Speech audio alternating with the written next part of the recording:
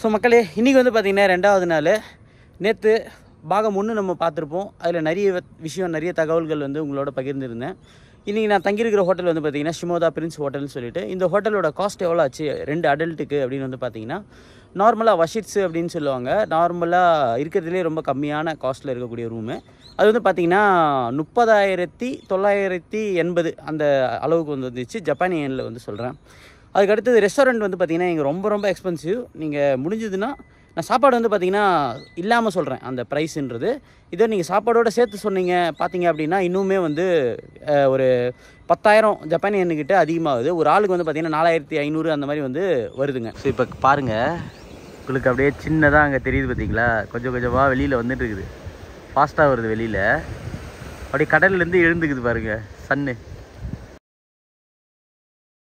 இப்போ பாருங்கள், ஃபுல்லாக சன்ரைஸ் மேலே வந்துருச்சு. எவ்வளோ அற்புதமாக இருக்குது பாருங்கள் பார்க்குறதுக்கு. அப்படியே மேலே ஒரு தீப்பிழம்பு, கடலில் ஒரு தீப்பிழம்பு மாதிரி தெரியுது.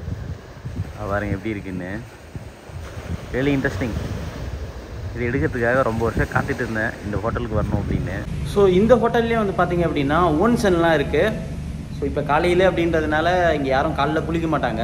எப்பயும் நைட்டில் இங்கே குளிக்கிறது தான் வந்து வழக்கம். அதனால் காலைல வந்து பாருங்கள் காலியாக இருக்குது. இல்லை இந்த மாதிரி வீடியோவே எடுக்க முடியாது. உள்ளே யாருனா இருக்காங்களா பார்க்கலாம். என்னுடைய நண்பர் ஒருத்தர் 3 பேராக வந்திருந்தோம். நாங்கள் 2 பேர் வந்து ஷிமோதாவில் தங்கினோம். என்னோட நண்பர் வந்து பார்த்திங்கன்னா இந்த ஒரு ஹோட்டலில் தங்கினார், பக்கத்துலேயே இருக்குது அப்படின்னு சொல்லிட்டு. காரில் வந்து ஒரு 4 மினிட்ஸ் ஷிமோதாவிலேருந்து. இதுவுமே வந்து பார்த்திங்கன்னா நல்லா அருமையாக இருக்குது. இங்கே பாருங்கள், இங்கேருந்து பார்க்கக்கூடிய வியூவுமே வந்து நல்லா சூப்பராக இருக்குது. ஆனால் பீச் தெரியாது இங்கேருந்து. நம்ம இருந்தது வந்து பீச் ஓட்டின மாதிரி இல்லைங்களா, இது வந்து பீச் தெரியாது. இந்த ஹோட்டல் வந்து பார்த்திங்க அப்படின்னா 12,800 இன்க்ளூடிங் பிரேக்ஃபாஸ்ட் எல்லாமே சேர்த்து. ஸோ நான் போகிற இந்த தொகாஷிமா கேவ் டூர் வந்து பார்த்திங்க அப்படின்னா இப்போ இந்த ஷிமோதா பிரின்ஸ் ஹோட்டல்லேருந்து ஒரு 35 கிலோமீட்டர், கிட்டத்தட்ட ஒரு 1 ஹவர் ஆகுது. போகிற வழியில் என்ன பிரேக்ஃபாஸ்ட் பார்த்துட்டு அப்படியே வந்து போகலாம் அப்படின்னு சொல்லிட்டு. மக்களே, இப்போ வந்து பார்த்திங்கன்னா தொகாஷிமா கேவ் டூருக்கு வந்து வந்தாச்சு. ஸோ இங்கே பாருங்கள், தண்ணி எவ்வளோ கிறிஸ்டல் கிளியராக இருக்குது பார்த்தீங்களா. அப்படி பாருங்கள் எப்படி தெரியுது பாருங்கள், சும்மா பலன்னு அப்படியே உங்களுக்கு கீழே அப்படியே கிரவுண்ட் தெரியுது. இது பார்த்திங்கன்னா இதுதான் வந்து தொகாஷிமா ஐலாண்டு. இங்கே வந்து நிறைய இந்த மாதிரியான மலை குன்றுகள் இருக்கும். பார்க்குறதுக்கு ரொம்ப பியூட்டிஃபுல்லாக இருக்கும் இந்த ஒரு இடம்லாம். இங்கெல்லாம் வந்து நிறைய நீங்கள் வந்து எக்ஸ்ப்ளோர் பண்ணலாம்.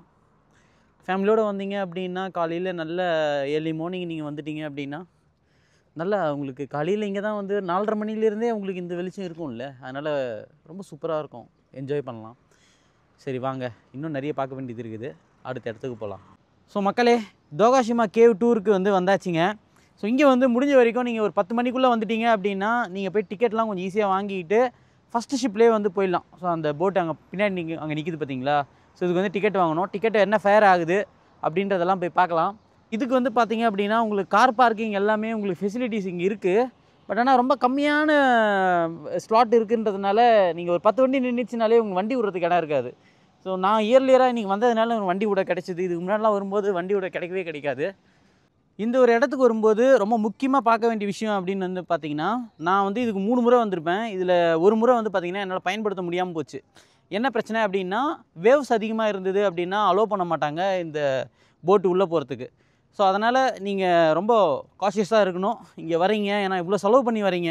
நீங்கள் இங்கே வந்துட்டு இந்த ஒரு இது என்ஜாய் பண்ண முடியல அப்படின்னா நீங்கள் இந்த டைடு வந்து பார்த்திங்கன்னா எவ்வளோ இருக்குது அப்படின்றதெல்லாம் வந்து வெப்சைட்டில் போடுவாங்க. ஸோ நம்ம பார்த்து தெரிஞ்சுக்கலாம்.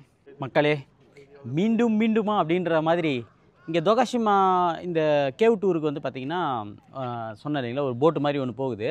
அதுக்கு வந்து டிக்கெட் வந்து பார்த்திங்க அப்படின்னா 1,500 ஜப்பானியன்கிட்ட ஆகுது அடல்ட்டுக்கு. ஸோ வாங்கிறதுக்காக வந்தேன்.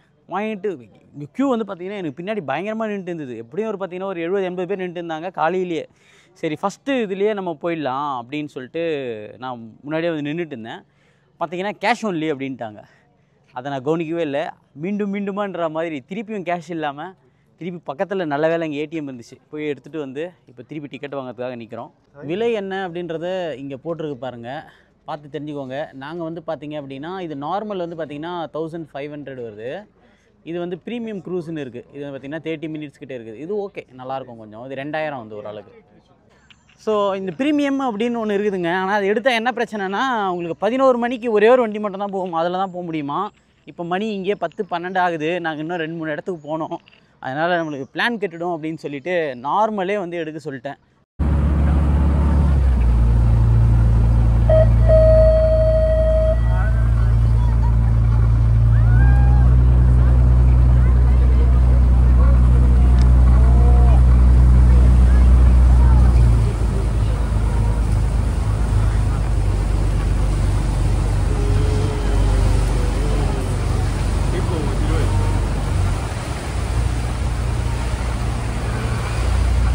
左側の洞窟は先ほど見た西口からこちら側へと続いております。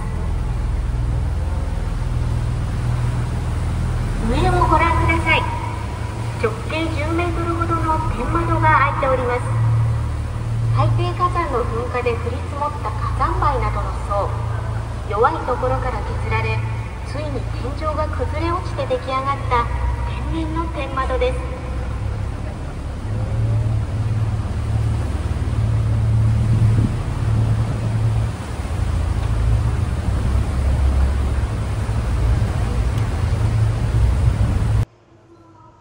ஸோ அந்த கேவ்லேருந்து நான் சொன்ன இடத்துலேருந்து வண்டி வருது பாருங்கள். ஐயோ, மேலேருந்து கை கட்டுறாங்க.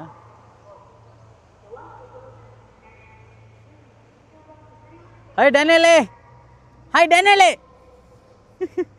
ஸோ இசூவில் வந்து பார்த்தீங்கன்னா தோகாஷிமா இதோட வந்து முடிஞ்சுது.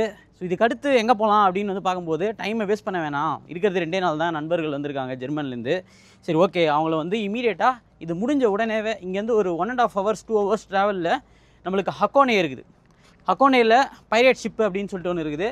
அதுக்கு அடுத்தது ஓவாகுதானி அப்படின்னு சொல்லிட்டு இருக்குது. அது ரெண்டுத்தையும் நம்ம கவர் பண்ணோம் அப்படின்னா ஒரு வேல்யூவேட்டடாக இருக்கும். அப்படின்றதுனால இப்போது அடுத்த இடம் வந்து பார்த்திங்க அப்படின்னா பைரேட் ஷிப்புக்கான ஒரு இடம் இருக்குது.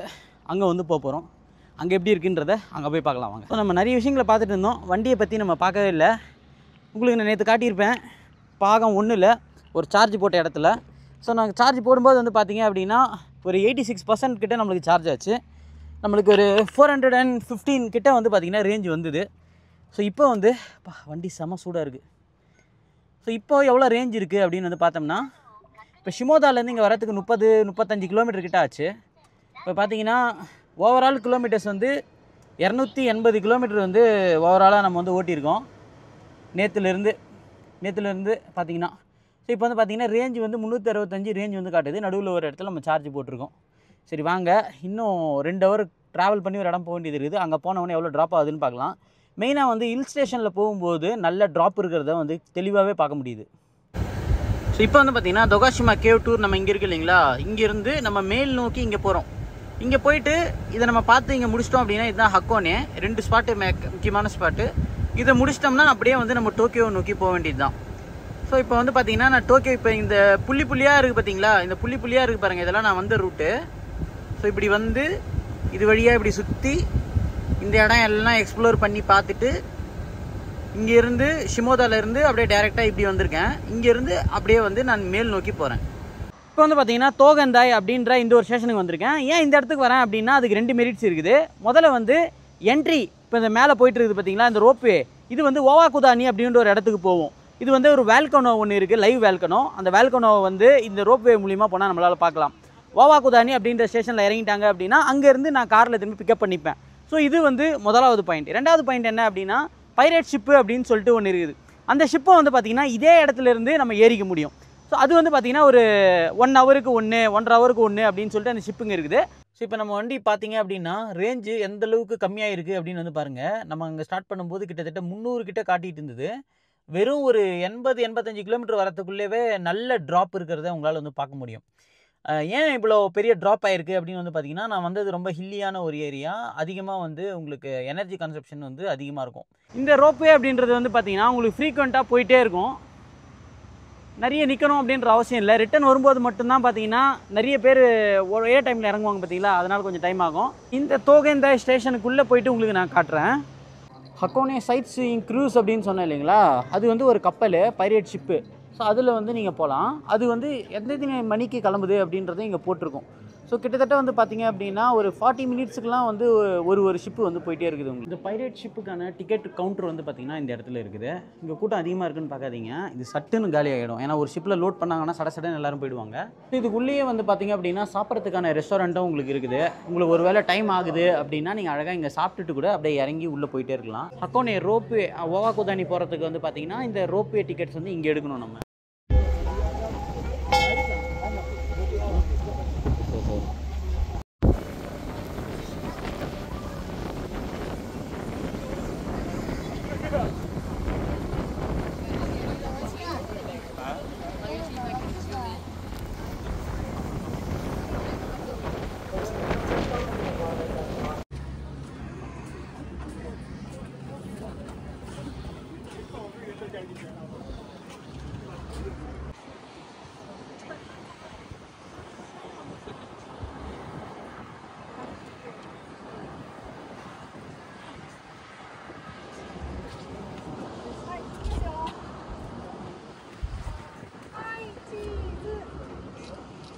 ஒரு மணி நேரம் வெயிட் பண்ணுற மாதிரி இருந்தது நண்பர்கள் போயிட்டு வரத்துக்கு.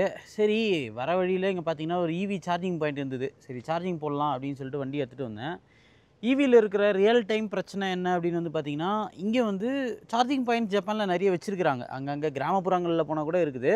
ஆனால் கிராமப்புறங்களில் உங்களுக்கு விலை வந்து ரொம்ப அதிகமாக இருக்குங்க. அதாவது நீங்கள் டோக்கியோவில் நான் போட்டேன் அப்படின்னா கிட்டத்தட்ட இப்போ இதுக்கு எடுத்துக்கோங்க, இது வந்து 6 கிலோவாட் சார்ஜர். இதுக்கு எடுத்துக்கிட்டிங்கன்னா 1 மணி நேரத்துக்கு 500 எண் வந்து கேட்குறாங்க. இது வந்து பார்த்திங்கன்னா ரொம்ப அதிகம். இது 6 கிலோவாட்டுக்கு.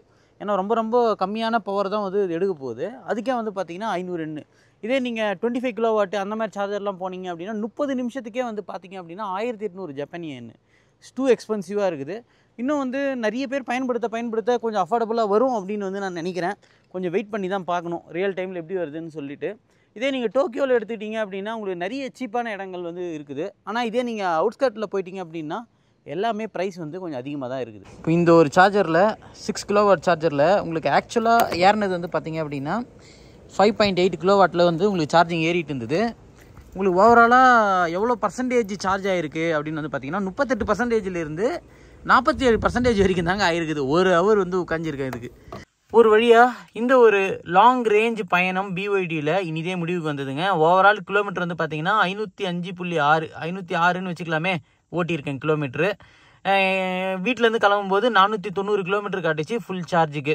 ஸோ அதுக்கப்புறமா 2 இடத்துல நான் சார்ஜ் போட்டிருக்கேன். ஒரு சார்ஜர் வந்து 50 kV கெப்பாசிட்டியில் வந்து நான் சார்ஜ் போட்டேன். அது வந்து பார்த்திங்கன்னா 33%லேருந்து 86% வரைக்கும் போட்டேன். ஃபுல் சார்ஜ் 100% போடலை. அதுக்கப்புறமா இன்னொரு இடத்துல மட்டும் ஒரு 6 kV சார்ஜரில் வந்து ஒரு 500 எண்ணுக்கு வந்து ஒரு 1 ஹவருக்கு வந்து நான் சார்ஜ் போட்டேன். அதில் வந்து பார்த்திங்கன்னா ஒரு 10%லேருந்து 7% தான் அந்த ஏறிச்சு. ஸோ ஓவராலாக நம்மளுக்கு சார்ஜுக்கான காஸ்ட் அப்படின்னு வந்து பார்த்திங்கன்னா ஒரு இடத்துல வந்து 3400 கிட்ட வந்ததுங்க. இன்னொரு இடத்துல ஒரு 500. மொத்தமாக வந்து ஒரு 4000 ஜப்பானிய யென் வந்து சார்ஜ் ஆச்சு அப்படின்னு செலவு பண்ணியிருக்கோம் நம்ம சார்ஜுக்கு மட்டும். ஸோ இது மைலேஜ்ன்றது வந்து பார்க்கும்போது நீங்கள் மலை பிரதேசம் அப்படின்றதுனால நானும் ஃபுல் லோடில் வந்து நான் போனேன், ஃபுல் ஏசியில்.